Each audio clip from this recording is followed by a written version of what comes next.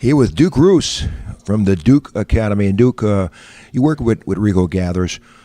It's a little different with him because you usually work with players in one sport, but you kind of transitioning him from basketball or football. What makes this kind of challenging?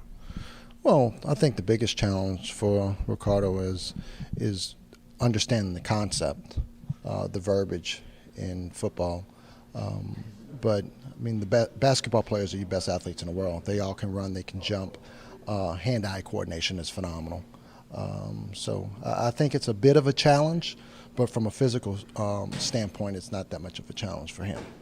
What do you see in him that's kind of, excites you a little bit, makes you feel that he's really on the right road? Well, first and foremost, he's 6'7", 290 pounds. You can't teach that. That's God-given. And just really bringing in sports performance coaches, position-specific coaches, making sure that we maximize his full potential as far as from a tight end position and also as a receiver as well. Now, when you've seen guys, and I know it's been bantered about, the Jimmy Grahams, Antonio Gates, and things like that, Tony Gonzalez, it can be done. It takes a little bit of a process, but it's kind of unique, Duke, in each and every individual. It's not a 3-year program or 1-year program. It's kind of unique, isn't it? Yeah, I mean, you mentioned all three of those players, but I don't think any of those guys had the prominent career that he did at Baylor. I mean, this guy started for 4 years at Baylor.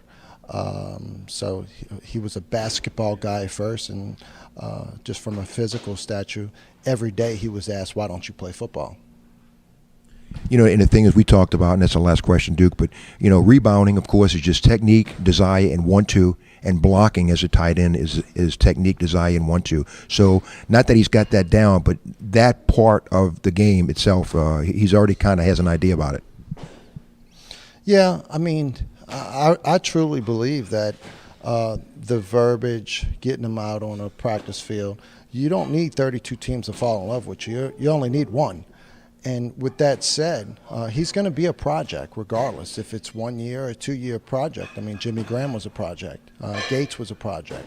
So I think he'll go ahead and he's got huge upside as far as on the football side of it. Thank you, Duke. Thank you, sir.